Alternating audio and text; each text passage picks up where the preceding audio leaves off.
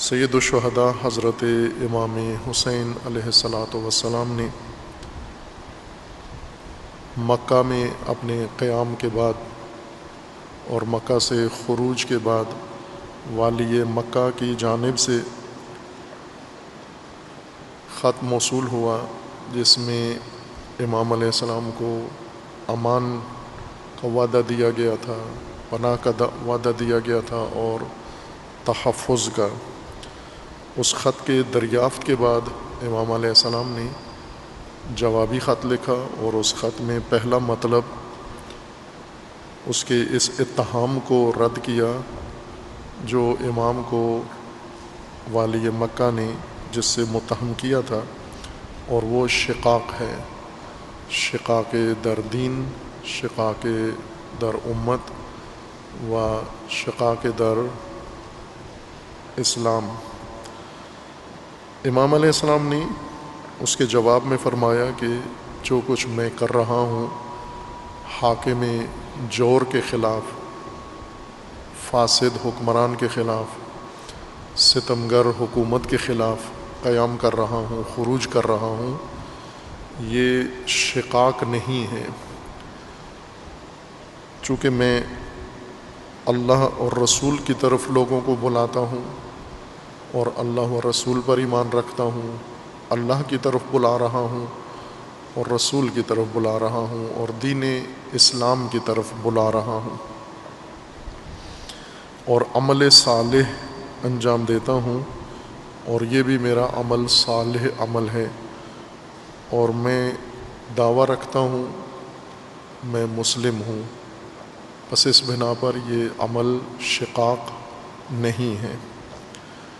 چونکہ حکومت وقت کے خلاف امام نے اس کی بیعت کا انکار کیا، حاکم فاسد، حاکم ظالم اور مفسد، شرابی، قاتل نفس محرمہ اور ناجائز طور پر امت اسلامیہ کی حکومت پر اور حاکمیت پر مسلط، امام نے اس کے خلاف اقدام کیا، مزاحمت کی اور قیام کیا۔ امام کے نزدیک یہ قیام دعوت الی اللہ ہے اور دعوت الی الدین ہے، یہ واجب ہے اور فرض ہے ہر مسلمان پر، اور امام علیہ السلام امام مسلمین ہونے کی بنا پر اس واجب فریضے پر عمل کر رہے ہیں۔ لیکن فاسد حکومت، ظالم حکومت اور جائر حکومت کے نزدیک یہ شقاق ہے، یہ ناجائز قیام ہے، اور یہ امت کے درمیان تفرقہ ہے، یہ دین کے اندر شگاف ہے اور یہ مملکت کے اندر شگاف ہے۔ یہ دو موقف ہیں امام علیہ السلام کے کہ یہ شقاق نہیں ہے بلکہ فریضہ واجب ہے، امر بالمعروف ہے، نہی عن المنکر ہے، ظلم و ستم اور فساد کو روکنے کی چارہ جوئی ہے، ہر مسلمان پر واجب ہے۔ اور حکومت کی نقطۂ نگاہ سے، بنو امیہ کے نقطۂ نگاہ سے یہ شقاق ہے۔ بنو امیہ نے یہ کس بنیاد پر امام کے اقدام کو، حاکم وقت ہر چند فاسد ہے، ظالم ہے، تباہ کار ہے، پلید ہے، خبیث ہے، اس کے باوجود اس کے خلاف قیام کو شقاق اور تفرقہ سے تعبیر کر رہے ہیں؟ اس کی بنیاد یہ ہے کہ بنو امیہ کی سوچ یہ تھی، نظریہ یہ تھا، اعتقاد یہ تھا ان کا، اور یہ اعتقاد انہوں نے اسلام سے نہیں لیا، قرآن سے نہیں لیا، سنت رسول اللہ صلی اللہ علیہ وآلہ وسلم سے نہیں لیا، عمل اسلاف و اصحاب سے بھی نہیں لیا، بلکہ یہ نظریہ بنو امیہ کی اپنی اختراع ہے، یہ ان کی اپنی ایجاد ہے، اپنی سوچ ہے، یہ ان کا اپنا تصور ہے۔ لیکن انہوں نے مہارت کے ذریعے، مکاری کے ذریعے اپنی قبائلی سوچ کو، اپنی حزبی سوچ کو، اموی سوچ کو اسلام کے لبادے میں پیش کیا، اس کو اسلام کا لباس پہنایا اور باقاعدہ طور پر ایک سیاسی نظریہ بنا کر اور ایک سیاسی نظام بنا کر امت کے سامنے اسے ترویج کیا، اس کی تبلیغ کی،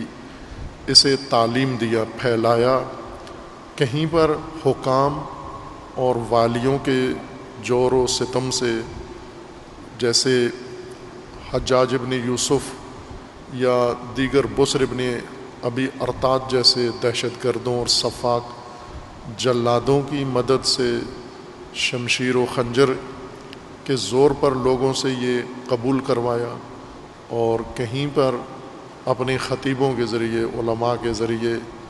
اور حافظوں کے ذریعے، قاریوں کے ذریعے جو حکومتی دستگاہ سے باقاعدہ وابستہ تھے، وظیفہ لیتے تھے، ان کے ذریعے سے یہ تبلیغ عام کی کہ حاکم وقت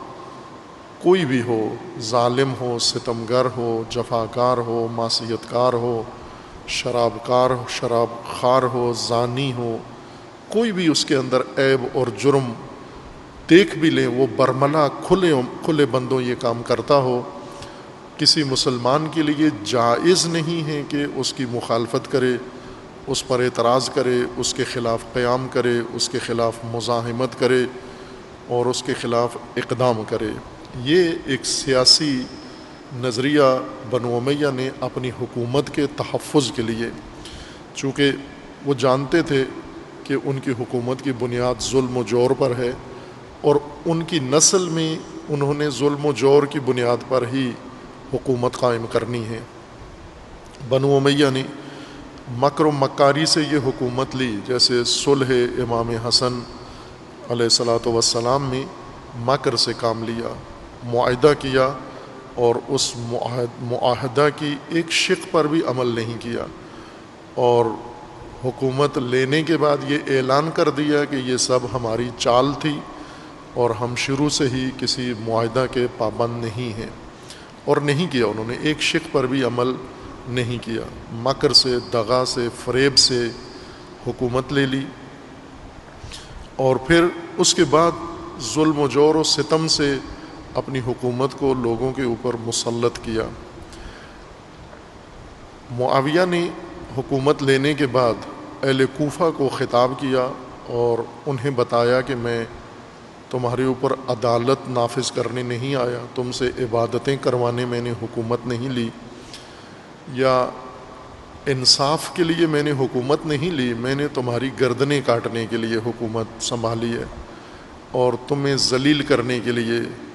حکومت سنبھالی ہے۔ معاویہ کا وہ خطاب جو حاکم بننے کے بعد، حکومت پر مسلط ہونے کے بعد کوفہ میں وہ خطاب کیا اہل کوفہ کو، وہ تاریخ میں لکھا ہوا ہے، اور اس سے ان کے عزائم، ان کی طرز حکمرانی اور ان کے ارادے نظر آ جاتے ہیں۔ انہوں نے کوئی چیز چھپائی نہیں، کھول کر برملا طور پر بیان کر دیا کہ یہاں ہم قرآن پر عمل کروانے کے لیے نہیں آئے، سنت رسول احیاء کرنے نہیں آئے، بلکہ ہم آئے ہیں اپنی حکمرانی اور اپنی حکومت تم پر قائم کرنے، اور تمہیں اپنا عبد بنانے، غلام بنانے اور تسلیم کرنے، اور تمہاری گردنیں جھکانے کے لیے ہم تخت نشین ہوئے ہیں۔ اور عملاً پھر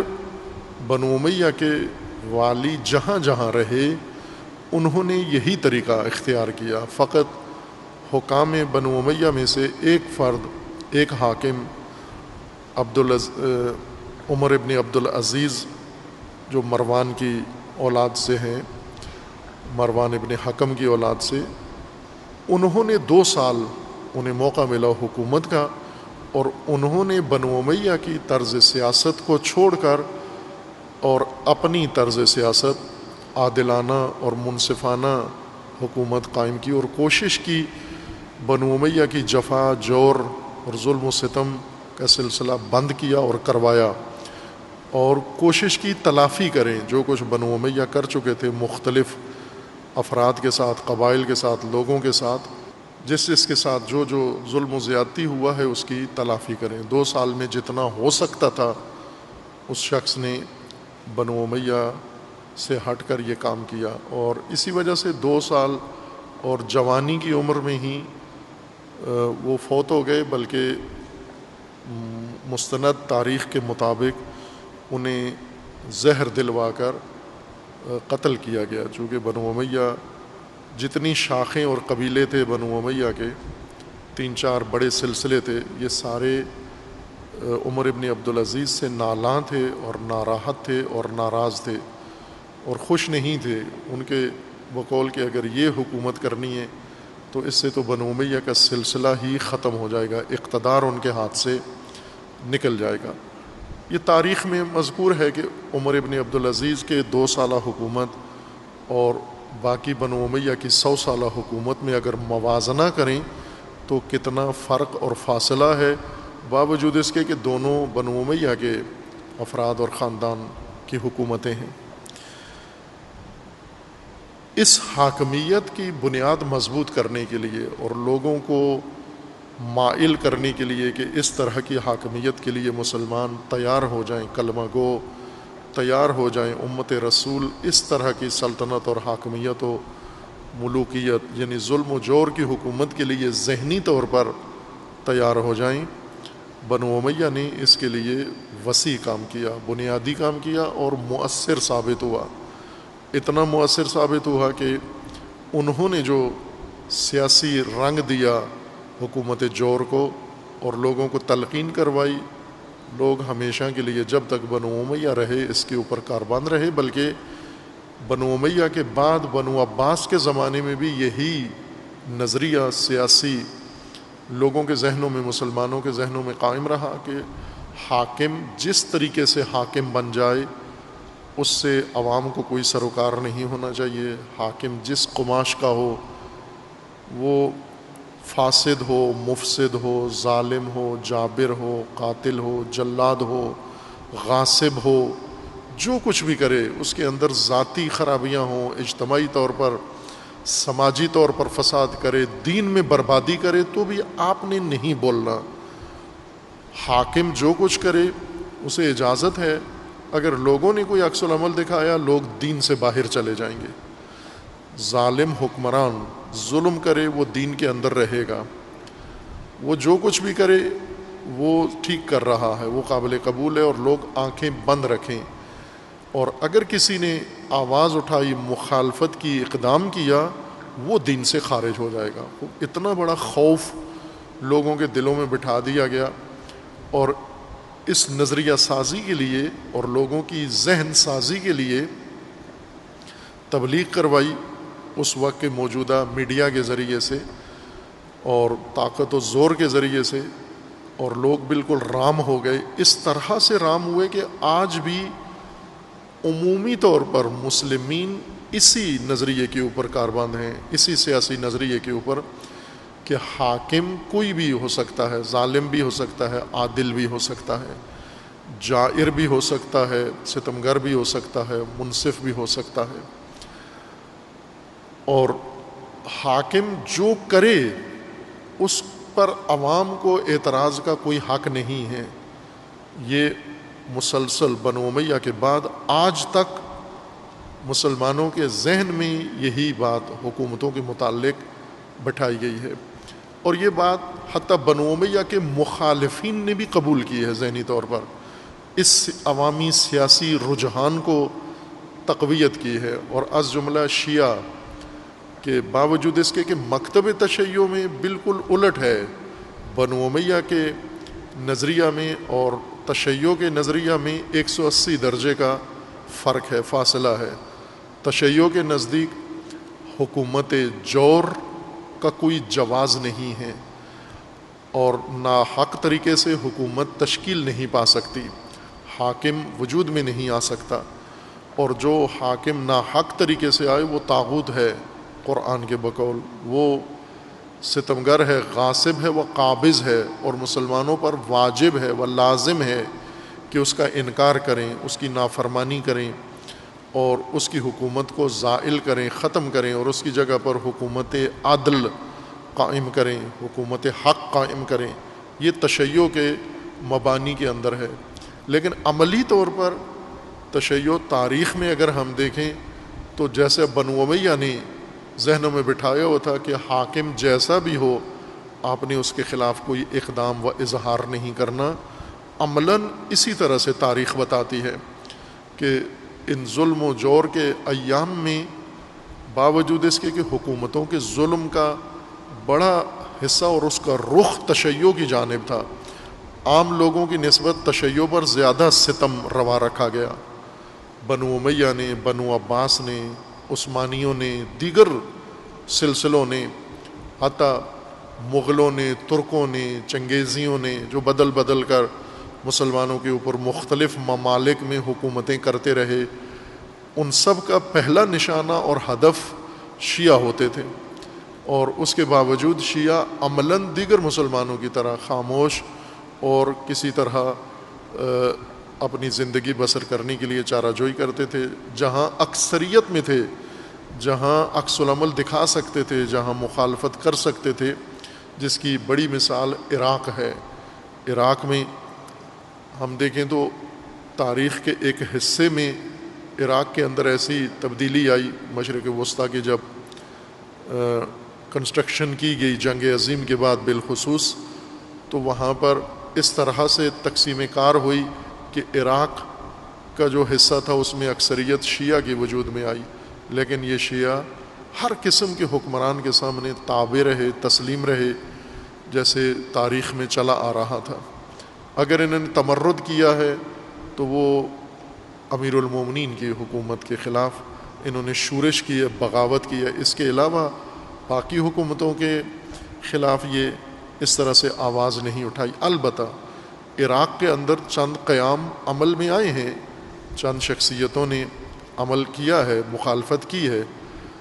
اور حکومت جور کے خلاف مخالفت کی ہے، لیکن ان میں سے بہت سارے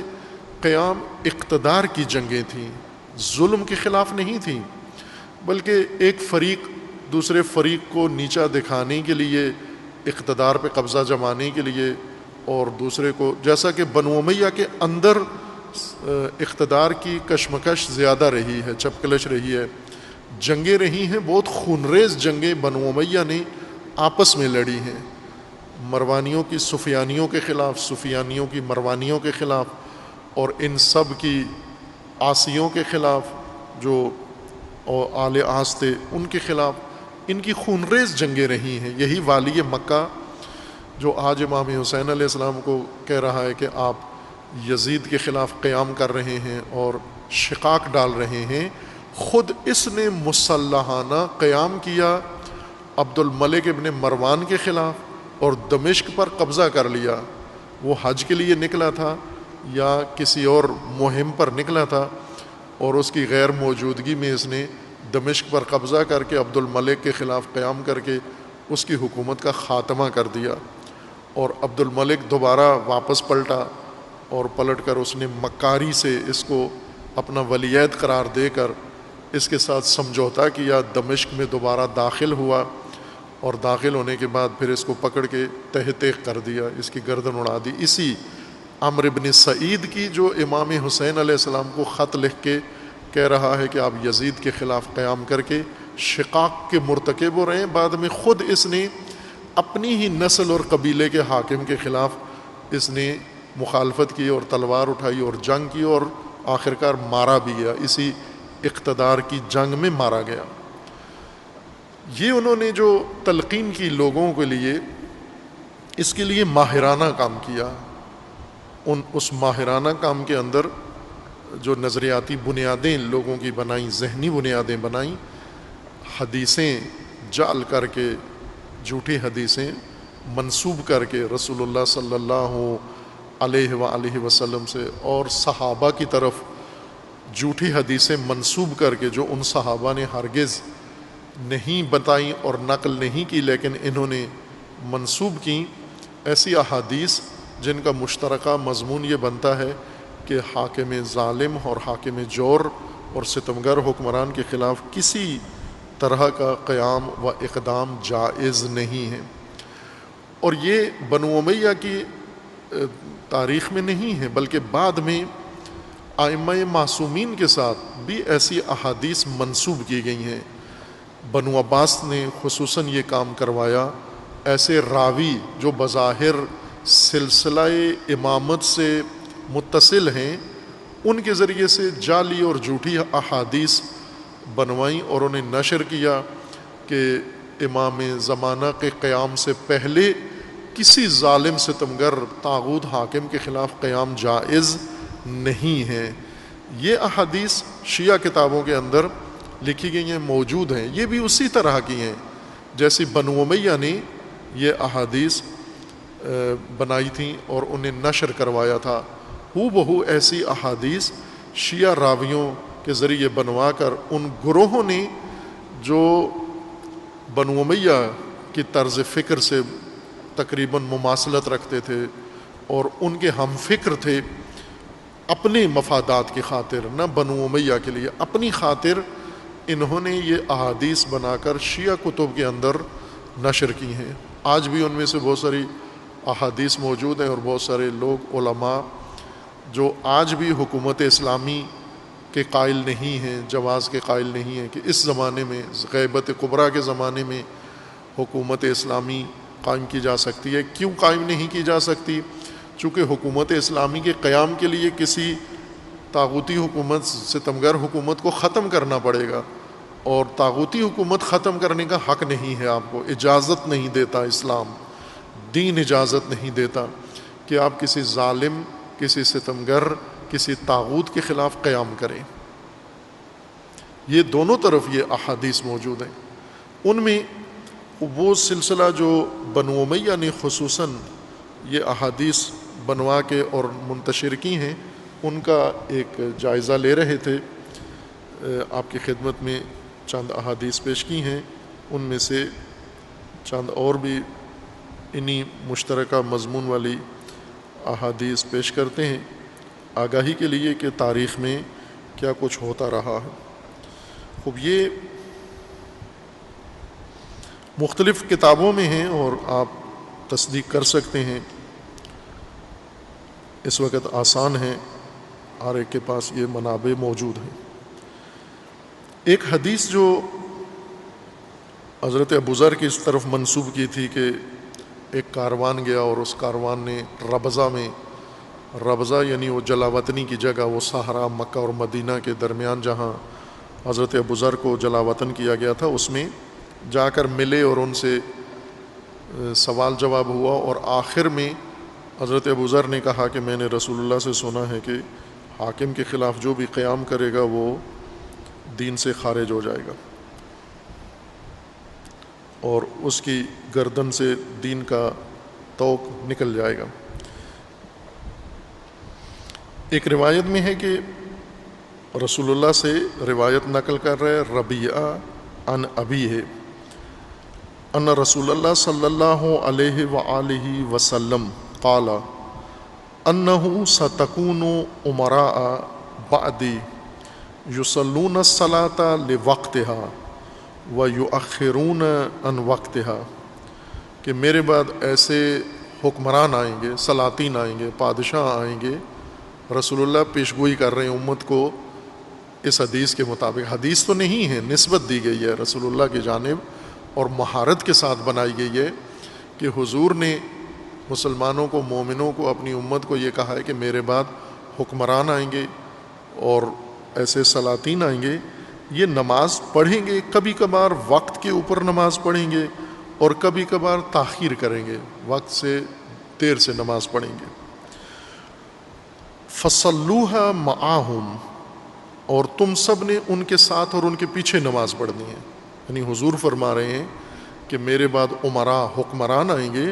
اور تم نے حکمرانوں کے پیچھے نمازیں پڑھنی ہیں، یہ حضور فرما رہے ہیں۔ بنو امیہ کی ذہنیت دیکھیں کس مہارت کے ساتھ، یہ نہیں کہا کہ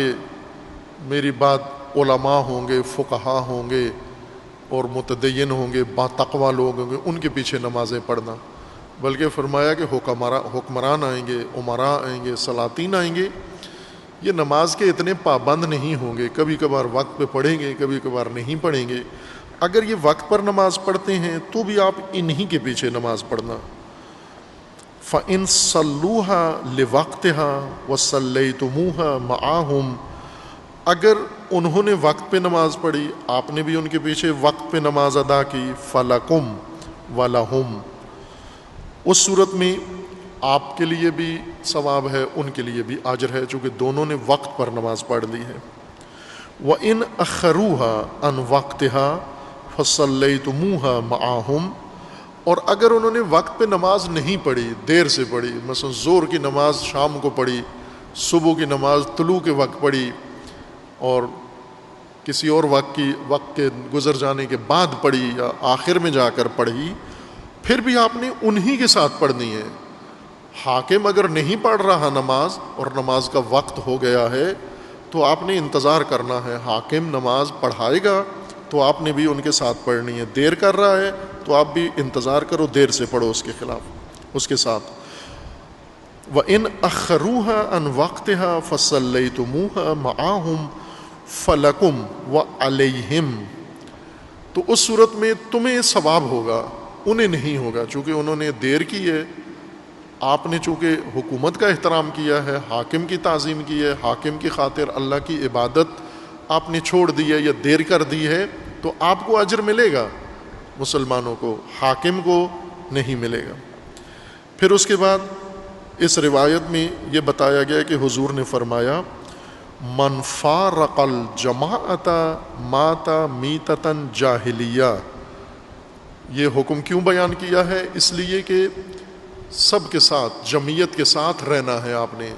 جمعیت اگر بے نماز ہے تو آپ نے بے نماز بن جانا ہے، ورنہ آپ تفرقہ ڈال رہے ہو۔ اگر بے نمازی بیٹھے ہوئے ہیں، اور یہ کتنی بعضوں کے لیے، بعض مومنوں کے لیے تو بہت اچھی حدیث ہے یہ، چونکہ وہ ایسا ہی کرتے ہیں، مجلس ہو رہی ہو نہ ہو رہی ہو، مومن جہاں بھی ہوں عموماً نماز نہیں پڑھتے، اور ان میں سے کوئی اٹھ کے جاتا بھی نہیں ہے نماز کی طرف، بے شک اذانیں ہو اور کئی اذانیں ہوں، کیونکہ تفرقہ پڑتا ہے اس سے۔ جمعیت اور جماعت محفوظ رہتی ہے، وحدت کے تحفظ کے لیے کوئی بھی اٹھ کے نہیں جاتا۔ میں نے اس لیے کہا تھا کہ بنو امیہ کی محنت ہر بے دین کے لیے، بنو امیہ کا دین سب سے بہترین منشور ہے۔ کسی بھی سلسلے کا بے دین انسان ہو، وہ مثلا سنی بے دین ہو، وہابی بے دین ہو، بریلوی بے دین ہو، دیوبندی بے دین ہو، ذہنی طور پر جو بھی ہو، شیعہ بے دین انسان ہو، ان کے لیے بنو امیہ کا دین سب سے بہترین دین ہے، چونکہ اس میں وحدت پر بہت زور ہے۔ عبادت اگر آپ نے اٹھ کے کر دی وقت پر تو تأثر یہ ملتا ہے کہ آپ نے جمعیت توڑ دی ہے، جماعت توڑ دی ہے، شقاق ڈال دیا ہے آپ نے، اس لیے آپ نے نماز نہیں پڑھنی۔ اگر کسی نے یہ کام کیا مات میتۃ جاہلیہ ومن نکث العہد فمات ناکثا لعہدہ جاء یوم القیامت لا حجۃ لہ، اگر کسی نے یہ غلطی کی اور جو لوگ کر رہے ہیں، جو حکمران کروا رہا ہے، اس رویے کو چھوڑ کر کچھ علیحدہ کرنا آپ نے شروع کر دیا، تو آپ قیامت کے دن جب اللہ کی بارگاہ میں آئیں گے، کوئی حجت آپ کے پاس نہیں ہوگی، حجت کے بغیر محشر میں آپ کو جانا ہوگا۔ خوب، یہ ایک روایت تھی، اسی مضمون کی اور بہت ساری روایات ہیں، میں ہر عنوان سے ایک ایک روایت آپ کی خدمت میں، وقت کی قلت کی بنیاد پر روایات زیادہ ہیں، یہ آپ کی خدمت میں عرض کرتا ہوں۔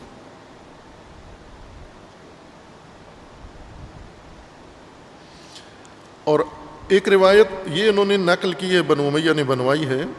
کہ اگر کسی نے اپنا حاکم جیسا بھی ہو، غلط ہو، بے دین ہو، ظالم ہو، ستمگر ہو، روایت بنوائی ہے انہوں نے کہ حاکم تبدیل کرنا یہ غلط کام ہے، اور اس اعتبار سے کہ یہ جمہوریت تو بالکل ہی اس نظریے کے مطابق حرام کام ہے، اس روایت کے مطابق، چونکہ ہر 5 سال بعد حکومتیں بدل دیتے ہو آپ انتخابات میں، اور اس روایت میں ہے کہ حاکم ایک دفعہ بن گیا ہے، اس کو اسرائیل اٹھا سکتا ہے، تم ہاتھ نہیں چھیڑ سکتے اس کو۔ لوگوں سے اور مسلمانوں سے حق لے لیا گیا ہے، اسرائیل اگر اس کو لے جائے، جیسے ضیاء الحق صاحب کو اسرائیل لے گیا، اگر اسرائیل نہ لے کے جاتا تو ابھی تک وہ حاکم ہوتے آپ پر، اور ابھی تک آپ لطف اندوز ہو رہے ہوتے، چونکہ وہ اسی نظریے کے قائل تھے کہ حاکم ایک دفعہ بن گیا ہے تو پھر اسے کوئی ہٹا نہیں سکتا۔ یہ روایت ہے اس مضمون کی، راوی یہ کہتا ہے ربیع ابن حراش یقول انطلقت الی حذیفہ بالمدائن، معروف صحابی رسول اللہ ہیں، بہت برجستہ شخصیت ہیں حذیفہ یمان، یہ مدائن میں تھے اور میں ان کے پاس گیا۔ یہ خلیفہ سوم کے زمانے کی بات ہے۔ لیالی، میں حذیفہ کے پاس گیا مدائن میں چند راتوں کے لیے۔ سار الناس الی عثمان، اور اس وقت لوگوں نے شورش کی ہوئی تھی، بغاوت کی ہوئی تھی مدینہ میں خلیفہ وقت کے خلاف، حضرت عثمان کے خلاف۔ مدینہ میں مصر سے آئے ہوئے کچھ ناراض لوگوں نے اور کچھ دیگر علاقوں سے، اور انہوں نے آ کر پہلے مطالبات پیش کیے، پھر اعتراضات کیے، اور پھر کرتے کرتے بات بہت آگے بگڑ گئی۔ اور اس بات بگاڑنے میں مروان کا بنیادی کردار تھا۔ اس نے در حقیقت خلیفہ کے لیے یہ سارے حالات بنائے تھے، چونکہ مروان وزیر اعظم تھا خلیفہ کی دستگاہ میں، حکومت میں، اور خلیفہ کو اور بات بتاتا تھا، لوگوں کو کچھ اور کہتا تھا۔ خلیفہ کو یہ باور کرا دیتا تھا کہ میں نے حالات ٹھیک کر دیے ہیں، لوگ مطمئن ہو گئے ہیں، مطالبات پورے کر دیے ہیں، اب کسی کو کوئی شکوہ شکایت نہیں ہے، آپ مطمئن ہو جائیں۔ اور خلیفہ ان پر بھروسہ کرتے تھے، اس لیے وہ مطمئن ہو جاتے، اور لوگوں کو جا کر کہتا کہ تمہارا کوئی مطالبہ قابل قبول نہیں ہے، اور لوگوں کو بہت ناسزا کہتا، برا بھلا کہتا، جس سے اور چڑھتے، وہ طیش میں آتے لوگ جو پہلے فقط زبانی معترض تھے، وہ اب اور زیادہ جوش میں آ جاتے۔ پھر آخر کار اس نے یہ کام کیا کہ خصوصاً مصر سے جو لوگ آئے ہوئے تھے معترضین، وہ انہیں لکھ بھیجا کہ ٹھیک ہے آپ چلے جائیں، میں والی مصر کو لکھتا ہوں کہ وہ آپ کے سارے مطالبات پورے کریں گے۔ اور یہ خط لے کر وہ جا رہے تھے، راستے میں کسی نے انہیں کہا کہ آپ یہ نہ، بلکہ مروان نے بعد میں ان کو ایک خط لے کے دیا والی کے نام کے، ان کے سارے مطالبات پورے کیے جائیں، جیسے گورنر یا وزیر اعلیٰ لکھ دے آپ کو کہ ان کے مطالبات پورے کیے جائیں۔ بعد میں ایک خصوصی ایلچی قاصد روانہ کیا، اس کو خط لکھ کے دیا کہ جو ہی یہ ناراض طبقہ، یہ شورشی طبقہ، یہ جو ہی مصر پہنچے سب کی گردنیں کاٹ دو۔ دوسرے خط میں والی کو یہ لکھ بھیجا۔ یہ ایلچی جب جا رہا تھا تو انہوں نے پوچھا بھی کہاں سے آئے ہو، تو انہوں نے بتایا میں آیا ہوں مدینہ سے۔ کیا لے کر آگے؟ اس نے چونکہ وہ مشکوک تھا، تھوڑا گھبرا گیا، اس کے انداز مشکوک سے لگے، تو انہوں نے پکڑ کے اس کی تلاشی لی، اس سے وہ خط نکل آیا جس میں مروان نے یہ لکھا ہوا تھا کہ انہیں قتل کر دے۔ اور وہ لوگ وہیں سے واپس آ گئے جو پہلے مذاکرات کر کے، مصالحت کر کے اور اپنا اعتراض اور احتجاج ختم کر کے واپس جا رہے تھے۔ جب انہیں پتہ چلا کہ ہمارے ساتھ خیانت ہو گئی ہے اور ہمیں ٹال کے بھیج کے اور ہمیں مروانے کے لیے دوبارہ خط لکھ دیا گیا ہے، تو وہ وہاں سے واپس آئے، اور پھر بات بگڑ گئی، پھر انہوں نے کسی کی نہیں مانی۔ امیر المومنین نے بھی ان کو بہت سمجھایا، لیکن انہوں نے پھر امیر المومنین کی بات بھی نہیں مانی، اور امیر المومنین نے خلیفہ کے تحفظ کے لیے امام حسن و امام حسین علیہ السلام اور بنو ہاشم کے دیگر جوانوں کو مامور کیا کہ آپ جا کر خلیفہ کی حفاظت کرو، خلیفہ کے گھر کے اندر پہرا دو رات بھر دن بھر۔ اور لیکن وہ شورشی چونکہ بڑھتے جا رہے تھے اور طاقت ان کی زیادہ تھی، اور اندر مروان وہ چاہتا تھا یہی ہو جائے، یہ اقدام ہو، چونکہ اس نے طیش دلوایا، اس نے زیادہ ان کو دھوکہ کیا تو وہ بگڑ گئے۔ یہ امر ہو رہا تھا۔ اب کچھ لوگ ایسے تھے جو اس صورتحال میں مدینہ سے باہر چلے گئے، کچھ محتاط محافظہ کار لوگ ایسی سخت جگہ پہ نہیں ٹھہرتے، وہ احتیاطاً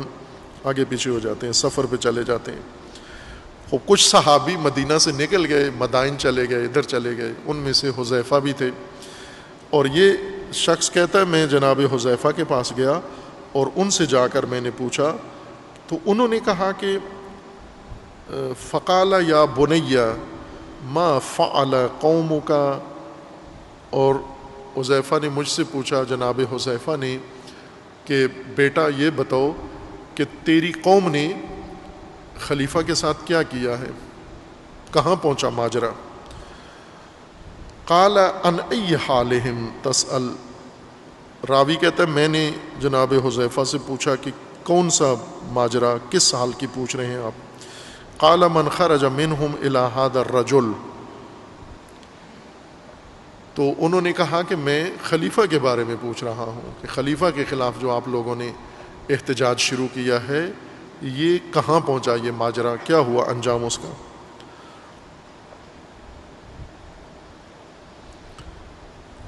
فسمیت لہ رجلا ممن خرج فقال سمع، خوب یہ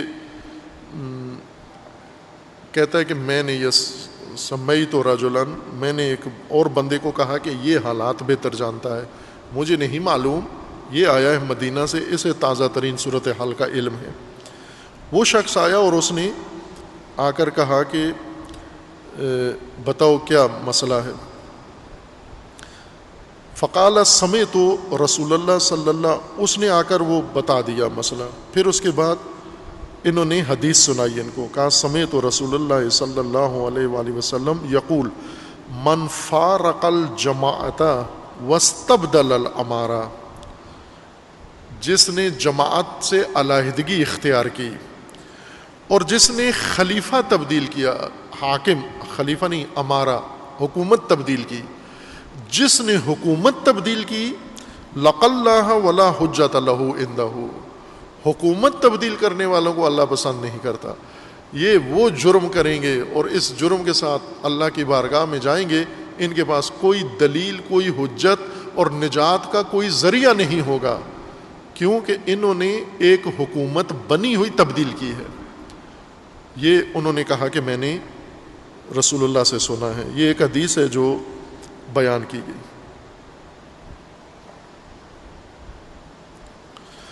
اب یہ ایک اور حدیث ہے، یہ میں اسناد ان کی چھوڑ رہا ہوں،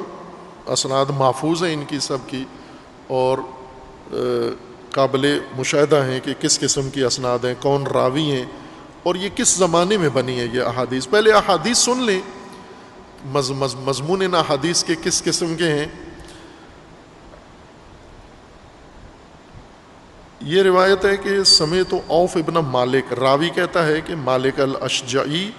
کہ میں نے عوف ابن مالک اشجعی سے سنا ہے، مالک اشجعی یقول سمیت رسول اللہ صلی اللہ علیہ وآلہ وسلم یقول خیار ائمتکم الذین تحبونہم ویحبونکم، تمہارے حکمرانوں میں سے، رہبروں میں سے، لیڈروں میں سے، ائمہ میں سے کچھ اچھے ہیں، اہل خیر ہیں، وہ تمہیں چاہتے ہیں، عوام کو، اور عوام انہیں پسند کرتے ہیں، یہ محبوب ہیں عوام کے، عوام محبوب ہیں ان کے۔ وَتُصَلُّونَ عَلَيْهِمْ وَيُصَلُّونَ عَلَيْكُمْ، خوب یہ تمہارے جنازے پڑھتے ہیں، تم ان کے جنازے پڑھتے ہو، وہ تم پہ درود سلام بھیجتے ہیں، آپ ان کے اوپر بھیجتے ہو، یہ اچھے لوگ ہیں، اچھے لیڈر ہیں، اچھے رہبر ہیں، خوب یہ آپ کے ساتھ ایسا تعلق رکھتے ہیں۔ اور اس کے بعد ہے کہ وَشِرَارُ أَئِمَّتِكُمُ الَّذِينَ تُبْغِضُونَهُمْ وَيُبْغِضُونَكُمْ، کچھ تمہارے رہنما، حکام، سلاطین اور سربراہان ایسے ہوں گے، یہ رسول اللہ سے منسوب کر کے راوی کہہ رہا ہے کہ میں نے خود رسول اللہ کو ایسے فرماتے سنا ہے، اسی نے سنا ہے اور باقی صحابہ نے نہیں سنا، اور رسول اللہ نے فرمایا کہ بعد میں تمہارے اوپر ایسے ائمہ آئیں گے، حکمران، لیڈر آئیں گے تمہارے، کچھ اچھے ہوں گے، کچھ ایسے ہوں گے کہ تبغضونہم، جنہیں تمہیں ان سے نفرت ہوگی، ایسے بھی تمہارے لیڈر آئیں گے، حکمران، وَيُبْغِضُونَكُمْ، اور وہ تم سے نفرت کرنے والے ہوں گے۔ تمہیں ان سے نفرت ہوگی، انہیں تم سے نفرت ہوگی. وَتَلْعَنُونَهُمْ وَيَلْعَنُونَكُمْ، وہ تم پر لعنت کریں گے، لوگوں پر، عوام پر، اور عوام ان حکمرانوں پر لعنت کریں گے. ایسے بھی کچھ حکمران آئیں گے. خوب یہ جو لعنتیں کریں گے، خوب پھر راوی کہتے ہیں ہم نے پوچھا قلنا یا رسول اللہ افلا ننابذہم عند ذالک، تو حضور جب یہ اتنے برے حکمران ہوں گے جو ہم پر لعنت کریں گے، اور اتنے ہوں گے جو ہم سے نفرت کریں گے اور ہم ان سے نفرت کریں گے، بغض ہوگا، تو کیا پھر ہم یہ نہیں بنتا کہ ہم ان کے مقابلہ کریں اور ان کے خلاف احتجاج کریں؟ قال لا، حضور نے فرمایا کہ نہ، ہرگز. ان مبغوض ملعون حکمرانوں کے خلاف بھی آپ نے اعتراض نہیں کرنا، آواز نہیں اٹھانی، تلوار نہیں اٹھانی، اسلحہ نہیں اٹھانا. ما قاموا فیکم الصلاۃ، اور جب تک وہ تمہارے ساتھ نماز پڑھ رہے ہیں، جب تک یہی ملعون حکمران نماز پڑھتے ہیں، اس وقت تک تم نے ان کی مخالفت نہیں کرنی. بے شک وہ تم پر ظلم کریں، ستم کریں، تم ان پر لعنت کرو، وہ تمہارے اوپر لعنت کریں، لیکن چونکہ وہ نماز پڑھتے ہیں لہٰذا تم نے کوئی آواز نہیں اٹھانی. ما اقاموا فیکم الصلاۃ الا من ولی علیہ وال فرآہ یاتی شیئا من معصیت اللہ، اگر ایسا والی، ایسا حکمران تم نے دیکھ لیا کہ تمہارے سامنے اللہ کے فرمان کی معصیت کر رہا ہے، نافرمانی کر رہا ہے، دین کی مخالفت کر رہا ہے، دینی احکام حدود کو پائمال کر رہا ہے، اگر یہ کر رہا ہے فَلْيَكْرَهْ مَا يَأْتِي مِن مَعْصِيَةِ اللَّهِ، تو آپ اس کے عمل سے ضرور نفرت کرو کہ یہ غلط کام کر رہا ہے، یہ کہو کہ یہ اس کا کام ٹھیک نہیں ہے. وَلَا يَنزَعَنَّ يَدًا مِن طَاعَتِهِ، لیکن اس کی اطاعت سے ہاتھ نہیں اٹھانا. اگر ایک ایسا حکمران ہے جو تمہارے سامنے معصیت کرتا ہے، گناہ کرتا ہے، جرم کرتا ہے، تو تم یہ کہو کہ یہ گناہ کار ہے، لیکن یہ نہیں کہ اگر تمہیں کوئی فرمان دے تو کہو ہم نے اس کی بات بھی نہیں ماننی. اطاعت اس کی واجب ہے تمہارے اوپر. خوب اب توجہ فرمائیں کہ کس حکومت کے لیے لوگوں کے ذہنیت کو تیار کیا جا رہا ہے، کن حکمرانوں کے لیے، کن افراد کے لیے. ظاہر ہے اب یہ تو کوئی نہیں کہ کہا جا سکتا کہ یہ حدیثیں خلفاء کے بارے میں تھیں، خلفاء راشدین کی حکومت کے لیے حضور سے یہ پوچھا جا رہا تھا. وہ تو ایسے نہیں کرتے تھے کھل مکھلا معصیت خدا. خلفاء راشدین سے تو کسی نے نہیں کہا کہ وہ کھل مکھلا حدود خدا توڑتے تھے، وہ تو پابندی کرتے تھے اور کرواتے تھے سب سے. یہ کن حکمرانوں کی بات ہو رہی ہے؟ خلفاء کی نہیں ہو رہی. یہ ایسے حکمرانوں کی ہے جو حکمران خود کر رہے ہیں معصیت کھل مکھلا، اور کرنی بھی ہے، ان کے اولادوں نے کرنی ہے. انہوں نے مسلمانوں کو، یعنی دوسرے لفظوں میں یہ حدیثیں لیبرل اسلام کی بنیاد ہیں. یہ سیکولر اسلام اور لیبرل اسلام کی بنیاد ہے. لیبرل یعنی آپ کسی چیز کے پابند نہیں ہیں، آپ آزاد ہیں، آپ اپنی خواہشات کے مطابق ہر آدمی جو چاہتا ہے کرے، حکمران بھی جو چاہتا ہے کرے، لوگ بھی جو چاہتے ہیں کریں، اور کوئی کسی کو روک نہیں سکتا کہ یہ امر بالمعروف نہیں کر سکتا، نہی عن المنکر نہیں کر سکتا، چونکہ اللہ ناراض ہوتا ہے. حکمرانوں کو اگر یہ کہو کہ یہ فاسد ہے اور اس کی حکومت بدلنا چاہیے، اس سے آپ کو جرم آپ کا شمار ہوگا، گناہ آپ کو ہوگا.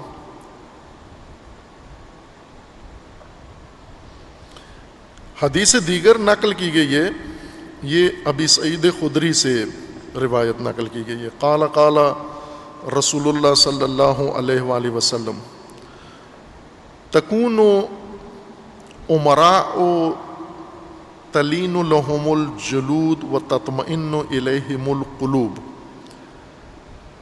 انہوں نے کہا کہ رسول اللہ نے فرمایا تھا کہ میرے بعد ایسے حکمران آئیں گے تمہارے اوپر، کچھ ایسے نرم ہوں گے، ان کے جسمانی ان کے جسم اور جلدیں بھی نرم ہوں گی اور ان کے دل بھی بہت مطمئن ہوں گے. انہیں دیکھ کر تمہیں سکون محسوس ہوگا, اطمینان محسوس ہوگا, یعنی تمہارے رونگٹے کھڑے نہیں ہوں گے. تلین لہم الجلود, انہیں دیکھ کر تمہاری جلدیں معمول کے مطابق ہی رہیں گی.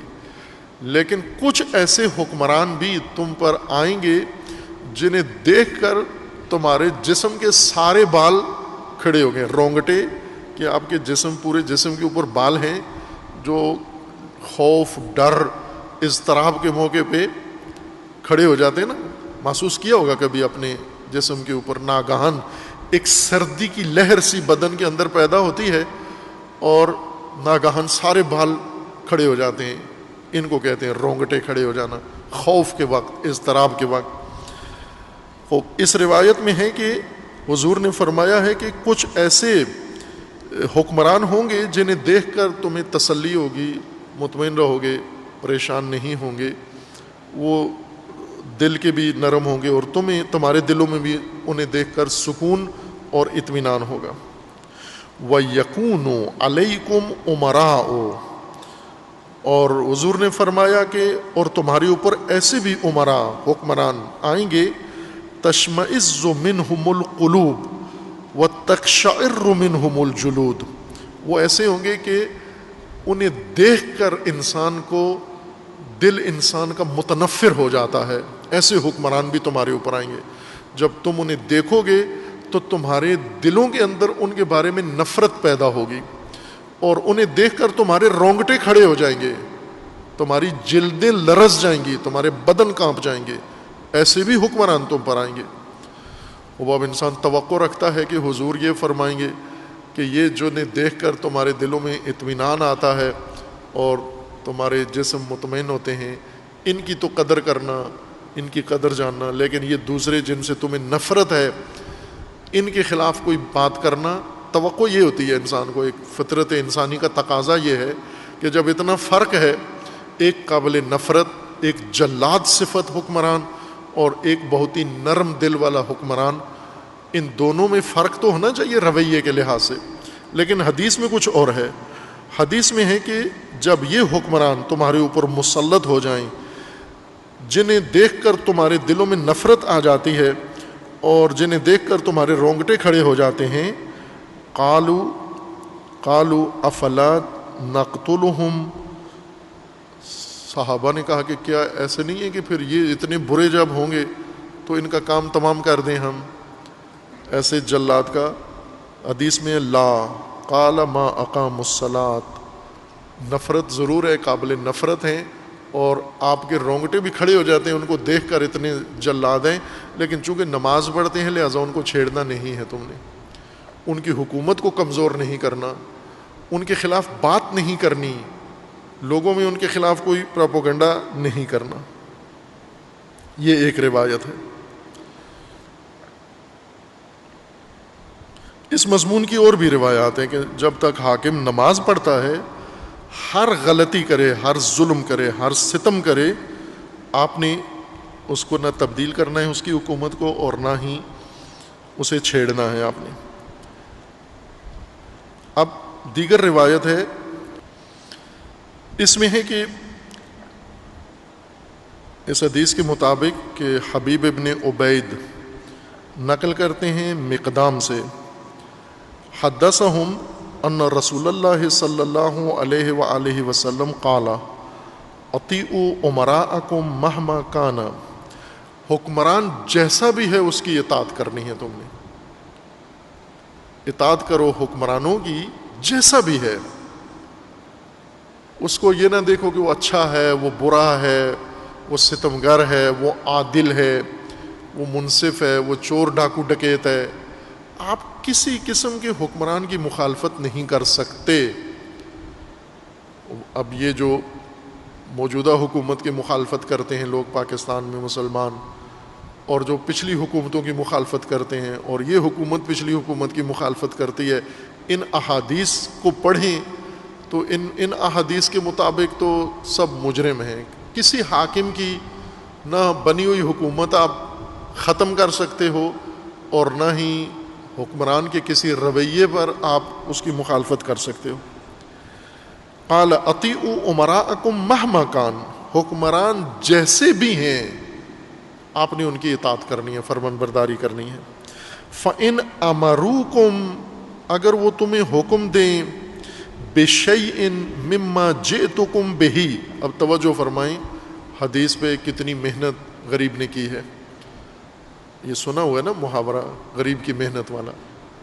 وہ ذاکر مجلس پڑھ رہا تھا تو ایک جملہ اس نے نقل کیا تاریخ کا اور کہا کہ تاریخ میں بس اتنا ہی لکھا ہوا ہے، یہ ایک جملہ تاریخ میں ہے، اس کے بعد جو کچھ تم سنو گے وہ میں غریب کی اپنی محنت ہے. وہ تو اب یہاں بھی دیکھیں غریب کی محنت کتنی کی ہے اس نے، کہ حضور سے منسوب کیا ہے کہ حضور نے فرمایا ہے حکمران جیسے بھی ہوں ان کی تم نے اطاعت کرنی ہے. فَإِنْ أَمَرُوكُمْ بِشَيْءٍ، اگر یہ حکمران تمہیں ایسی چیز کا حکم دیتے ہیں، مِمَّا جِئْتُكُمْ بِهِ، وہ حکم، وہ فرمان، وہ کام کرنے کو کہتے ہیں جو میں یعنی خود رسول اللہ کی جانب سے وحی کے ذریعے چیز لائے ہیں، جو حکم یا فرمان لائے ہیں، وہی آپ کا حکمران بھی آپ کو حکم دیتا ہے. اگر اس طرح کا حکم دیتے ہیں، فَإِنَّهُمْ يُؤْجَرُونَ عَلَيْهِ وَتُؤْجَرُونَ بِطَاعَتِهِمْ، اس صورت میں آپ کے حکمرانوں کو بھی اجر ملے گا اور آپ کو بھی ان حکمرانوں کی اطاعت کا اجر ملے گا. وَإِنْ أَمَرُوكُمْ بِشَيْءٍ مِّمَّا لَمْ آتِكُمْ بِهِ، اور رسول اللہ فرما رہے ہیں کہ اگر وہ تمہیں کسی ایسی چیز کا حکم دیتے ہیں جو میں نہیں لایا، آپ کو بھی پتہ ہے کہ یہ رسول اللہ نہیں لائے، رسول اللہ نے نہیں فرمایا، یہ قرآن کا وحی کا حکم نہیں ہے، اللہ کا فرمان نہیں ہے، آپ کو یقین بھی ہے، لیکن حکمران کہہ رہا ہے یہ کام کرو، اس صورت میں کیا کریں؟ فَإِنَّهُ عَلَيْهِمْ وَأَنْتُمْ مِنْهُ بَرَآءٌ، پھر بھی تمہیں اطاعت کرنی ہے. جب تمہیں پتہ بھی چل جائے کہ حکمران جو کہہ رہا ہے یہ رسول اللہ کا فرمان نہیں ہے، یہ اللہ کا فرمان نہیں ہے، حضور فرما رہے ہیں کہ آپ نے عمل کرنا ہے، اسی کے اوپر عمل کرنا ہے جو حکام کہہ رہے ہیں. فرق کیا ہوگا؟ فرق یہ ہوگا کہ تمہیں تو اجر ملے گا، اس حاکم کو نہیں ملے گا، اس کو نقصان ہوگا لیکن تمہارا فائدہ ہوگا. وَأَنْتُمْ مِنْهُ بَرَآ، تم بری الذمہ ہو، وہ جو آپ سے غلط کام کروا رہا ہے وہ ذمہ دار ہے، آپ کرتے جاؤ. آپ یہ نہ کہو کہ یہ دین میں نہیں ہے، یہ قرآن کے خلاف ہے، یہ سنت رسول کے خلاف ہے. حکمران کے ساتھ ایسی کجباسی مت کرو، وہ جو کہتا ہے آنکھیں بند کے کرتے جاؤ. بنو امیہ اسی طرح کی حکمرانی کر رہے تھے. وہ 4 رکعت پڑھاتے ہیں، صبح کی نماز پڑھتے جاؤ، یہ نہ کہو کہ غلط ہو گیا ہے. وہ بدھ کے دن جمعہ پڑھاتے ہیں، پڑھتے جاؤ، وہ کسی دن بھی پڑھا دے حکمران. یہ انہی کاموں کے جواز کے لیے لوگوں کو ذہنی طور پر تیار کیا کہ کل کلا آپ تعجب نہ کرو گے یہ کیسے حکمران آ گئے ہیں. وَأَنْتُمْ مِنْهُ بَرَآ ذَلِكَ بِأَنَّكُمْ إِذَا لَقِيتُمُ اللَّهَ قُلْتُمْ، اس لیے کہ جب تم اللہ کی بارگاہ میں جاؤ گے، قُلْتُمْ رَبَّنَا لَا ظُلْمَ، آپ اللہ کی بارگاہ میں جا کر کہو گے کہ پروردگارہ ہمارے اوپر ظلم نہیں ہونا چاہیے، محشر میں ظلم نہیں ہونا چاہیے. فَيَقُولُ، تو اللہ کا آپ کو جواب آئے گا، لا ظلم، تمہارے اوپر کوئی ظلم نہیں ہوگا. فَتَقُولُونَ، چونکہ تمہیں اپنے کرتوتوں کا تو پتہ ہوگا کہ ہم کیا کر کے آئے ہیں، حکمرانوں کے کہنے پر کیا کیا کیے. اللہ کے سامنے جا کے ڈر ہوگا کہ اب اللہ تو سزا دے گا، لیکن آپ اللہ کو پہلے ہی جا کر مثلا قانے کر دو گے، قائل کر لو گے کہ اے اللہ ہم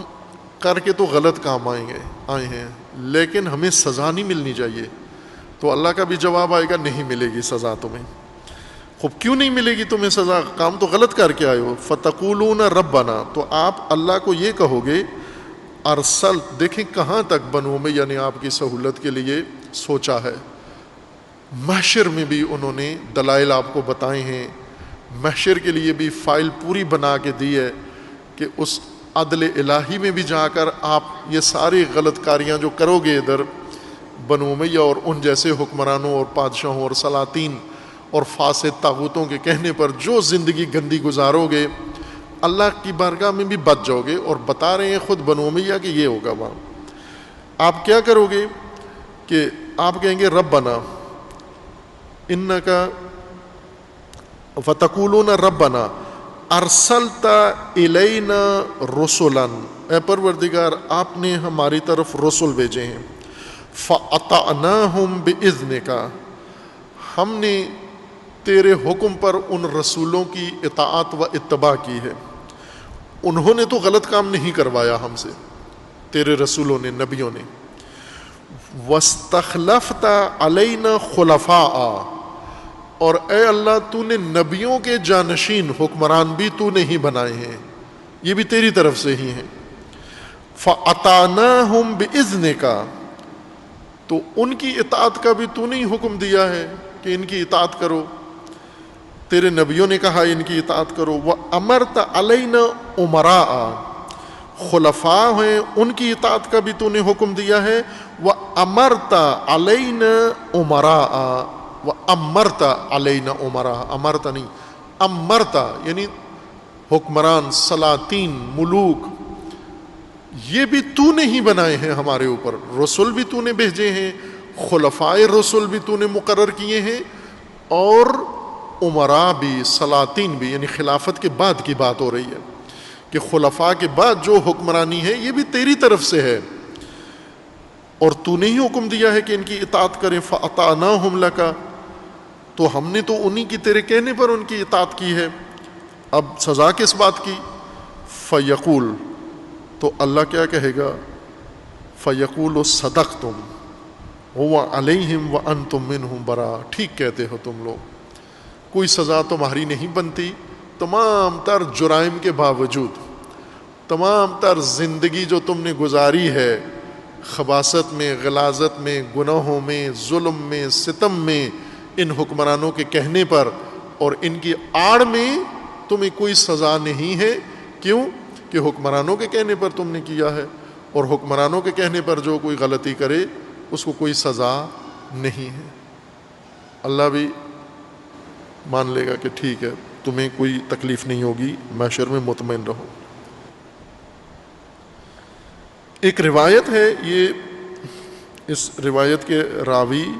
معروف صحابی و محدث و راوی ہیں ابو ہریرہ، ان ابی ہریرہ ان رسول اللہ صلی اللہ علیہ وآلہ وسلم انہ قال آمرکم بثلاث وانہاکم عن ثلاث، حضور نے فرمایا کہ میں تمہیں تین چیزوں کا حکم دیتا ہوں، تین چیزوں سے منع کرتا ہوں۔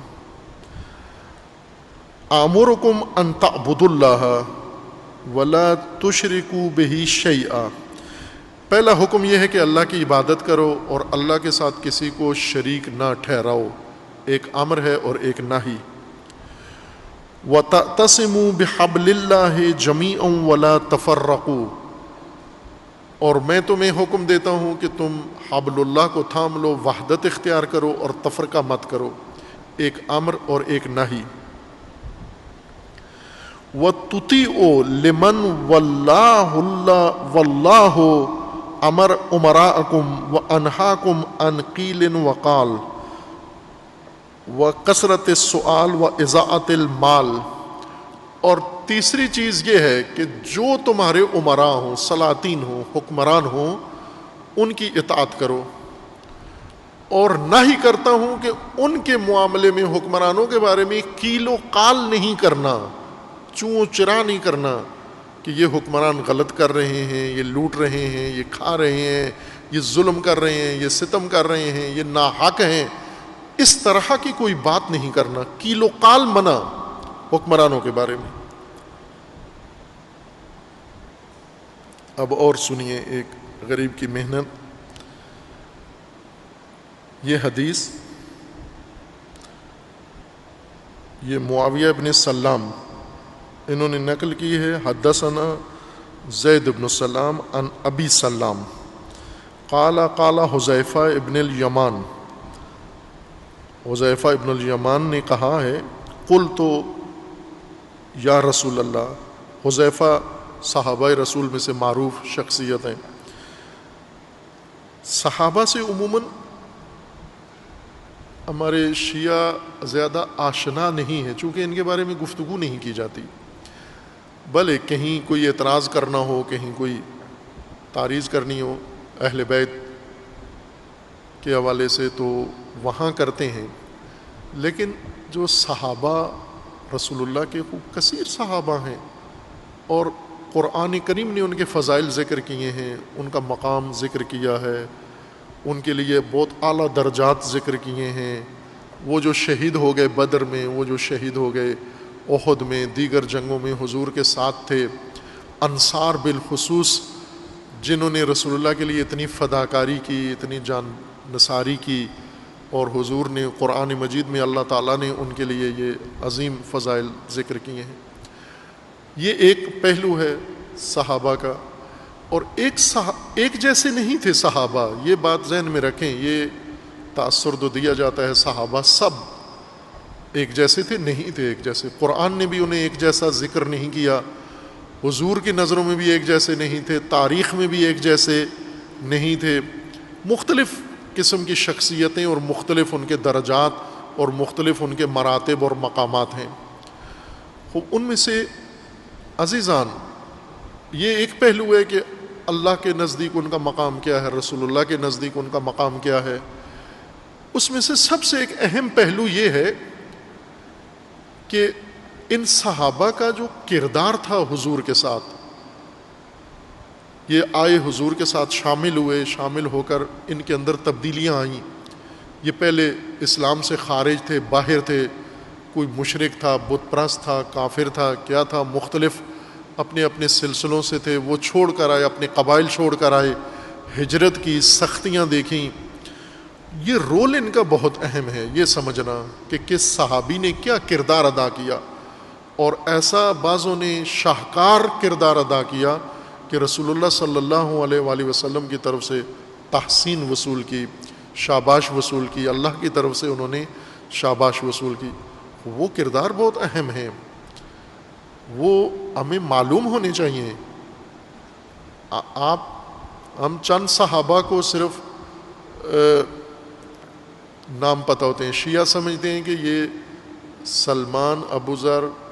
اور مقداد، اور کون ہیں؟ یہ 4-5 یہ صحابی ہیں رسول اللہ کے، باقی ایسی مخلوق ہے ساری۔ نہ عزیز من، بہت اعلیٰ و ارجمند شخصیات ہیں صحابہ، بہت پاکیزہ ہستیاں ہیں صحابہ کے اندر۔ البتہ کچھ ایسے بھی تھے کہ رسول اللہ سے ڈانٹ بھی کھائی، کچھ نے اللہ سے ڈانٹ کھائی، کچھ کو خوب یہ قرآن کریم میں ہے کہ ان میں سے منافق بھی تھے، رسول اللہ کو قتل کرنے کی انہوں نے سازش کی، رسول اللہ کے خلاف سازشیں بھی کی انہوں نے، یہ بھی تھے۔ قرآن میں ان کا ذکر ہے، اشارہ ہے کہ ان میں سے منافقین بھی ہیں، اور کچھ ان میں سے ایسے تھے جو کبھی کبھار مشکلات بھی کھڑی کرتے تھے۔ خوب یہ مختلف کردار رہے ہیں، لیکن وہ جو اعلیٰ جنہوں نے بیعت کی رسول اللہ کے ساتھ، جنہوں نے ہجرت کی رسول اللہ کے ساتھ، جنہوں نے جنگیں لڑی رسول اللہ کی ہمراہی میں، جنہوں نے شہادتیں اور جنہوں نے جان و مال اپنا سارا نثار کیا، ان کی بہت عظمت ہے ان صحابہ کی۔ اس لیے ان کا کردار جاننا بہت ضروری ہے کہ انہوں نے کیا کردار ادا کیا ہے۔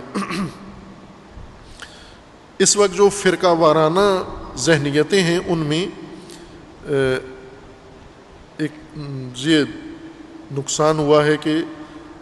اہل سنت اہل بیت سے دور کر دیے گئے ہیں اور شیعہ صحابہ سے دور کر دیے گئے ہیں، اور دونوں غلط کام ہیں۔ صحابہ و اہل بیت کا مقام برابر نہیں ہے۔ صحابہ خود بھی معترف ہیں، قرآن نے بھی اہل بیت کی برتری ذکر فرمائی ہے، رسول اللہ نے بھی بیان فرمائی ہے، اور صحابہ کی تعریف سے یا صحابہ کی زندگی پڑھنے سے اہل بیت کا مقام کم نہیں ہوتا۔ اہل بیت کو بڑا کرنے کے لیے صحابہ کو گرانا یہ ضروری نہیں ہے۔ صحابہ اپنے اعلیٰ درجہ پر فائز ہوتے ہوئے بھی اہل بیت ان سے اوپر ہیں. یوں نہیں ہے کہ امیر المومنین کا مقام اس وقت بنتا ہے جب صحابہ سارے بیٹھ جائیں پھر لگتا ہے بڑی قد ہے امیر المومنین کا. نہ عزیز من، سارے صحابہ اوپر نیچے ڈبل ہو کے بھی کھڑے ہو جائیں پھر بھی علی کا قد سب سے بلندتر ہے. وہ ایک علیحدہ مقام ہے. یہ نہیں ہے تفضیل کہ دوسروں کو گرائیں، دوسروں کو نیچے کریں گے تو امیر المومنین کا مقام ثابت ہوتا ہے. آپ امیر المومنین کا مقام علی کے کلام میں دیکھیں، نہج البلاغہ میں صحابہ کی باتیں بھی تاریخ نے لکھی ہیں، امیر المومنین کے خطبے بھی لکھے ہیں. آپ دو جملے امیر المومنین جیسے دو جملے کسی صحابی کے بتا دیں، آپ خطبے دور کی بات ہے. جس طرح قرآن کریم نے فرمایا کہ قرآن کے مقابلے میں 2 سورتیں لے ہو، 2 آیتیں لے ہو، ایک آیت لے ہو، ایک سورہ لے ہو، فَأْتُوا بِسُورَةٍ مِّن مِثْلِهِ. اللہ کے کلام جیسے عرب ہو، فصیح ہو، شاعر ہو، ادیب ہو، وہ عربی پر قدرت ہے تمہیں تو قرآن جیسے 2 جملے لکھ کر لے ہو. نہیں لا سکے، وہ اسی طرح امیر المومنین کے خطبے جیسا خطبہ لے آئیں، 2 جملے لے آئیں. نہیں ہے. امیر المومنین کا مقام اپنی جگہ بہت اعلیٰ و عرفہ ہے، لیکن امیر المومنین کے لیے یہ نہ ہو کہ صحابہ کو ہم حتماً نظر انداز کریں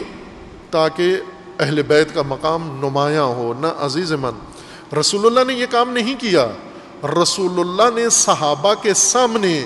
صحابہ کو گرا کے اہل بیت کو اوپر نہیں کیا. صحابہ کے سامنے صحابہ کی تحسین کر کے، صحابہ کی قدر شناسی کر کے ان صحابہ کے اندر اہل بیت کا مقام پیش کیا ہے. صحابہ کو بٹھا کے، صحابہ کو بلا کے ان کے سامنے اہل بیت کی عظمت بیان کی. خوب ہم بھی ایسا ہی کریں، رسول اللہ کی سیرت پر عمل کریں. اہل بیت کا مقام اپنی جگہ ارجمند ہے. خوب اب توجہ فرمائیں کہ یہ روایات جو ذکر کی جا رہی ہیں یہ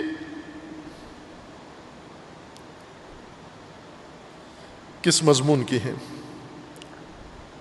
قال حذیفہ ابن الیمان قلت یا رسول اللہ انا کنا بشر فجاء اللہ بخیر فنحن فیہ فحل من وراء هذا الخیر شر. حذیفہ ابن یمان کہتے ہیں میں نے ایک دن رسول اللہ سے پوچھا، عرض کی، یا رسول اللہ ہم شر پہ تھے، اسلام سے پہلے، آپ سے پہلے، قرآن سے پہلے ہم جاہلیت پہ تھے، شرک پہ تھے، گمراہی پہ تھے، شر پہ تھے، ہم شرارت پہ تھے، ہماری زندگی ساری شر کی زندگی تھی. پھر آپ کے توسط سے اللہ نے ہمیں خیر عطا کی. فجاء اللہ بخیر فنحن فیہ فحل من وراء هذا الخیر شر. اب ہم خیر پر ہیں آپ کے ذریعے سے، تو کیا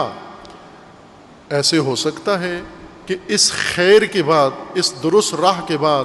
اس ہدایت کے بعد ہم پھر شر میں چلے جائیں، پھر گمراہی میں چلے جائیں،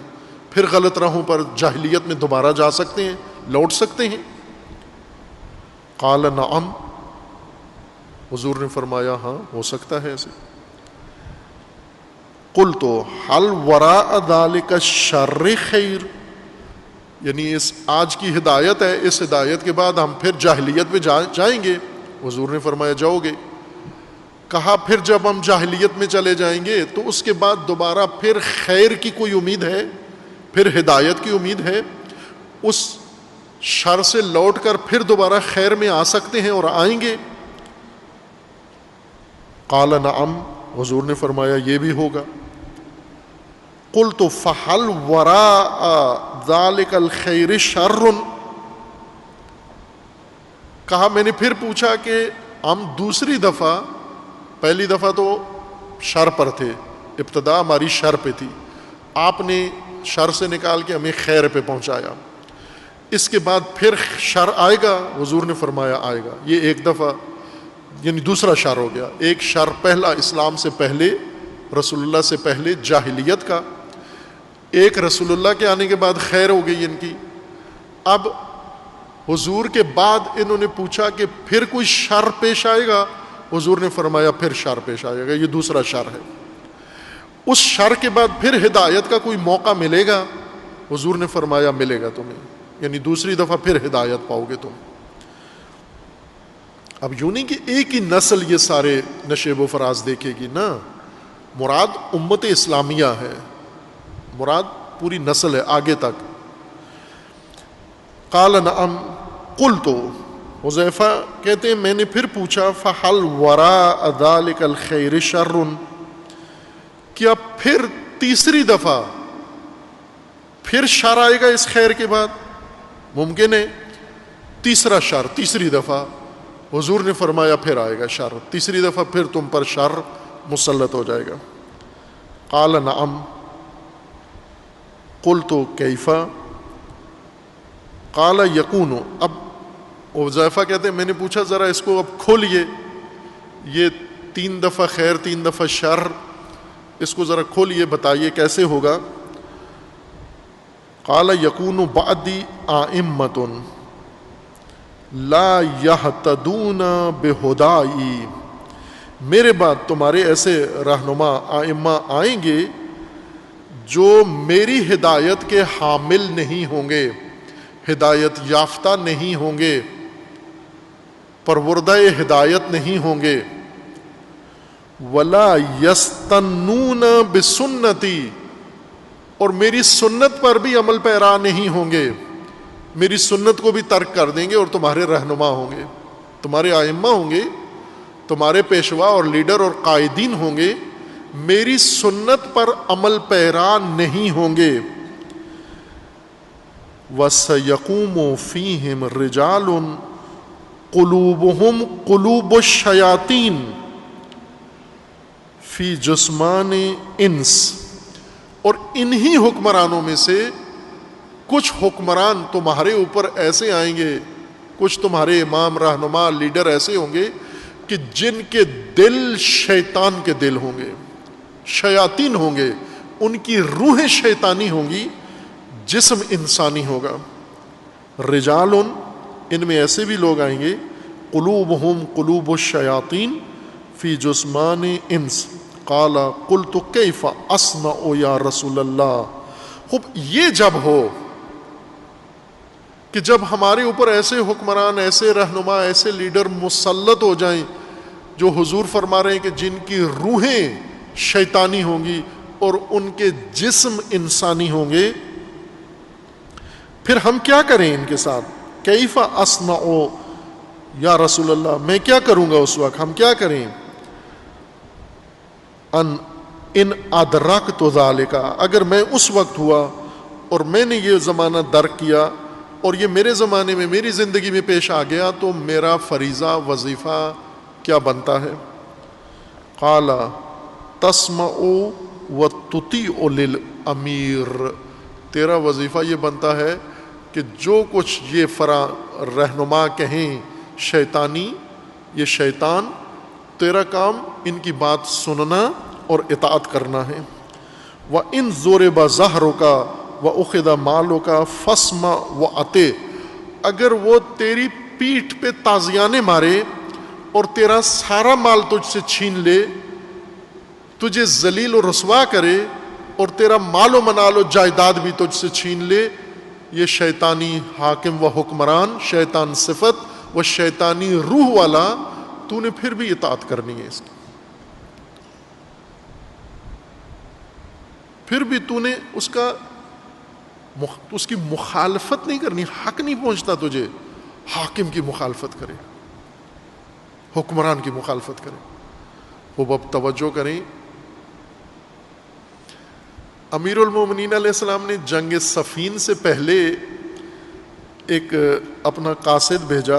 نام ابھی میرے ذہن میں نہیں ہے، نہج البلاغہ میں ہے، اس کا ذکر ہے، مذاکرات کے لیے معاویہ کے پاس کہ جا کر سمجھاؤ اور انہیں کہو کہ یہ شورش، بغاوت اور یہ تمرد، یہ معصیت ختم کریں اور میری اطاعت کریں، جس طرح پہلے خلفاء کے ساتھ کرتے رہے ہو، اب میری اطاعت کرو۔ امیر المومنین کا یہ قاصد وہاں گیا، انہیں ٹھہرا لیا گیا، مختصر وقت کے لیے گیا، لیکن دمشق میں دارالامارہ میں چند دن کا مہمان رکھ لیا گیا۔ اس دوران ایک دن اس کا اونٹ گم ہو گیا، سواری وہ اونٹ پہ گیا تھا، اس کا اونٹ گم ہو گیا۔ اب یہ اونٹ ڈھونڈنے لگا اپنا کہ میں تو واپس بھی جانا ہے، جیسے آپ جائیں اسلام آباد، مثلا لاہور سے اسلام آباد جائیں، کراچی جائیں، گاڑی لے کر وہاں گاڑی گم ہو جائے آپ کی، وہ ایک نئی پریشانی کہ میں تو مذاکرات کے لیے آیا تھا، صلح کے لیے آیا تھا، خیر سگالی کا پیغام لے کر آیا تھا، ادھر گاڑی گئی۔ خوب پریشان حال بندہ سب کو پوچھتا رہا، ڈھونڈتا رہا، بھائیوں میرا اونٹ گم ہو گیا، ادھر دارالامارہ میں مہمان ہوں، سرکاری مہمان کا اونٹ گم ہو گیا، گاڑی گم ہو گئی۔ بالآخر کچھ دن کے بعد وہ اس کو نظر آ گئی کسی شامی کے پاس، دربار سے وابستہ دربار کے کسی ملازم کے پاس ان کو اپنا اونٹ نظر آ گیا، اور انہوں نے فوراً اس سے کہا کہ بھائی یہ گمشدہ میرا اونٹ ہے، یہ مجھے دے دے۔ اس نے کہا کہ نہیں، یہ تو میرا اپنا ہے، تیرا نہیں ہے۔ انہوں نے کہا یہ میرا ہے۔ بار کے اب یہ جھگڑا شروع ہو گیا، اور یہ جھگڑا امیر شام کے پاس چلا گیا، چونکہ دربار کے اندر مسئلہ پیدا ہوا تو فیصلے کے لیے بات معاویہ کے پاس جا پہنچی۔ یہ کوفی جو گیا ہوا تھا امیر المومنین کی جانب سے، اس نے اپنا کیس مقدمہ پیش کیا کہ میرا اونٹ آیا، میں مہمان ہوں آپ کا، اور یہ اونٹ اس شخص نے میرا چوری کر لیا اس کے ہاتھ میں، اور اسے کہو کہ یہ مجھے دے دے۔ تو معاویہ نے اس شخص سے کہا کہ بتاؤ یہ اونٹ اس کا ہے؟ اس نے کہا نہیں، یہ میرا اپنا ہے، اس کا نہیں ہے۔ تو اب یہ کوفی اصرار کرنے لگا کہ یہ جھوٹ بول رہا ہے، یہ میرا ہے، اس کی نشانیاں ہیں، میں پروف دیتا ہوں، ثبوت دیتا ہوں۔ بہرکیف انہوں نے کہا ٹھیک ہے، دونوں کی بات سنتے ہیں۔ پہلے یہ اس شخص کو کہا کہ کوفی نے کہا کہ اس سے پوچھو، اس شامی سے پوچھو کہ اس کا اونٹ جو ہے وہ کیا تھا، وہ نر ہے یا مادہ ہے؟ شامی سے پوچھو کہ اس کا اونٹ نر ہے یا مادہ ہے۔ تو انہوں نے کہا پوچھ لیتے ہیں۔ معاویہ نے اس شخص سے پوچھا کہ ہاں بھائی بتاؤ کہ تیرا اونٹ نر ہے یا مادہ ہے؟ تو اس نے کہا کہ میرا اونٹ تو مادہ ہے، اونٹنی ہے۔ یہ کوفی نے کہا کہ یہ سامنے کھڑا ہوا ہے اونٹ دیکھو، یہ نر ہے، یہ اس کا جو اونٹ ہے گمشدہ یا جس کا یہ دعویٰ رکھتا ہے میں مالک ہوں، وہ مادہ اونٹنی ہے، یہ نر اونٹ ہے جو ادھر دربار میں کھڑا ہوا ہے۔ تو اس سے بڑا ثبوت اور کیا ہے؟ معاویہ نے درباریوں سے کہا کہ اس اونٹ کو دیکھو غور سے، یہ نر ہے یا مادہ ہے؟ تمام درباریوں نے متفقہ طور پر کہا یہ مادہ ہے، یہ اونٹنی ہے۔ سامنے نر کھڑا ہوا ہے ان کے سامنے، اور انہوں نے کہا کہ یہ مادہ ہے۔ اصل میں یہ ڈرامہ تھا، یہ سینیریو اونٹ چرانے کے لیے نہیں انہوں نے کیا، چوری نہیں تھی مقصود ایک اور پیغام امیر المومنین کو بھیجنا تھا، اور سب درباریوں نے کہا کہ یہ مادہ ہے، یہ اونٹنی ہے۔ اب یہ بڑا سٹ پٹایا کوفی کہ یہ کیا لوگ ہیں، یہ اندھے ہیں، نابینا ہیں، ان کی عقلوں کو کیا ہو گیا کہ یہ نر ان کو مادہ نظر آ رہا ہے۔ اس وقت پھر معاویہ نے بعد میں شاید اونٹ واپس کر دیا، اب میرے ذہن میں نہیں ہے قصے میں، کہ شاید اونٹ واپس کر دیا کہ یہ لے تیرا ہی ہے، تو لے جا، اور امیر المومنین کو، علی کو، ابو الحسن کو جا کر بتا دے کہ آپ کے مقابلے کے لیے یہ لوگ تربیت کر کے رکھے ہوئے ہیں، یہ تیار کیے ہوئے ہیں، یہ فوج، یہ لشکر، کہ جو اونٹ نر کو دیکھ کر اپنے حاکم کے کہنے پر کہہ دیں یہ مادہ ہے، یہ ہیں آپ کے مقابلے کے لیے تیار کیے ہوئے ہیں۔ اب توجہ کریں کہ اس حدیث میں یہ بتایا گیا ہے کہ کچھ ایسے لوگ ہوں گے شیطان تمہارے حکمران، اور وہ شیطان، راوی پوچھتا ہے کہ اگر یہ شیطان حکمران جب حاکم بن جائیں اور میں ان کے زمانے میں زندگی گزار رہا ہوں، یا مجھ جیسے اور لوگ اس زمانے میں جو زندگی گزار رہے ہوں، ان شیطانوں کی حکومت میں وہ کیا کریں؟ تو حدیث کے مطابق حضور نے فرمایا کہ تم نے ان کی مخالفت نہیں کرنی ہے، تسمعو، کان دھرے گا ان کی بات پر، فرمان سنے گا ان کا، وَتُطِيعُ امیر، اور اپنے حاکم امیر کی بات کی اطاعت کرے گا، فرمان برداری کرے گا۔ وَإِن ضُرِبَ ظَهْرُكَ وَأُخِذَ مَالُكَ، اگر تیری پیٹھ پہ تازیانے مارے جائیں اور تیرا سارا مال بھی وہ لے لے، یہ شیطان صفت حکمران، تو نے پھر بھی آگے سے چسکنا نہیں ہے، بولنا نہیں ہے، کیوں کہ وہ حکمران ہے۔ شیطان بھی ہو تو اپنے اطاعت کرنی ہے اس کی۔ اس حد تک یہ دین ہے، یہ اسلام ہے جو شیطان حکمرانوں کی اطاعت کا حکم دے رہا ہے۔ اب اس بارے میں قرآن ابھی رہتا ہے، اب یہ بنو امیہ کا اسلام سنے پہلے، پھر قرآن کا اسلام دیکھیں گے کہ قرآن اس بارے میں ایک ایک حدیث قرآن کی کئی آیات کے مخالف ہے، کئی آیات کے، انشاءاللہ عرض کروں گا آپ کی خدمت میں۔ ایک اور حدیث ہے، اس کے مطابق ہے کہ قال رسول اللہ صلی اللہ علیہ وآلہ وسلم تمسکوا بطاعت ائمتکم ولا تخالفوہم فإن طاعتهم طاعت اللہ وإن معصیتهم معصیت اللہ فإن اللہ بعثنی ادعو الی سبیلہ بالحکمت والموعظۃ الحسنہ فمن خالفنی فی ذلک فہو منی وانا معذرت خالفنی فمن خالفنی، فونٹ چھوٹا ہے بہت، فمن خالفنی فی ذلک فہو منی وانا منہ۔ حضور نے فرمایا کہ جو بھی تمہارا امام حاکم بنے، یہ مت دیکھو کیسا ہے، اس کی اطاعت کرنی ہے، اس کی نافرمانی جرم ہے۔ اللہ نے مجھے مبعوث کیا ہے رسالت پر، اور میں حکمت و موعظہ حسنہ کے ذریعے دعوت دیتا ہوں، اور جو میرے بعد آئے تمہارا حاکم کب بھی قیامت تک بنے، تم نے اس کی مخالفت نہیں کرنی ہے۔ خوب ایک اور حدیث ہے انہوں نے لکھی ہے حکمرانوں کے بارے میں۔ اس حدیث کے مطابق ہے کہ ان رجلا اتی رسول اللہ صلی اللہ علیہ وآلہ وسلم فقال یا رسول اللہ، ایک شخص حضور علیہ السلام کی خدمت میں آیا، رسول اللہ صلی اللہ علیہ وآلہ وسلم کی بارگاہ میں، اور فقال یا رسول اللہ اما ھذا الامر الا فی قومک، قال بلی، قال ووصفهم بنا، فقال لقریش انی احذرکم اللہ ان تشقوا علی امتی من بعدی۔ شخص نے پوچھا کہ آپ کے بعد حاکم کون ہوگا، کس قوم میں سے ہوگا، آپ کی قوم میں سے ہوگا یا کسی اور قوم میں سے ہوگا؟ حضور نے فرمایا میری قوم میں سے ہوگا، اور حضور نے فرمایا قریش میں سے ہوگا۔ انی احذرکم اللہ ان تشقوا علی امتی من بعدی، اور خبردار میری امت سے جدا مت ہونا، شقاق نہ کرنا۔ ثم قال للناس سیکون من بعدی امراء، میرے بعد امراء آئیں گے، سلاطین آئیں گے، حکمران آئیں گے۔ فدوا الیہم طاعتہم، اور وہ جو کچھ کہیں گے آپ نے ان کی اطاعت کرنی ہے۔ فإن الامیر مثل المجن، امیر لوگوں کا، عوام کا جو بادشاہ سلطان ہے، وہ ڈھال اور سپر کی طرح ہوتا ہے۔ یتقی بہ، جس کے ذریعے سے عوام محفوظ ہوتے ہیں۔ فإن صلحوا وتقوا، اگر یہ امراء صالحین میں سے ہوئے، اتقیاء میں سے ہوئے، وَأَمَرُوكُمْ بِخَيْرٍ فَلَكُمْ وَلَهُمْ،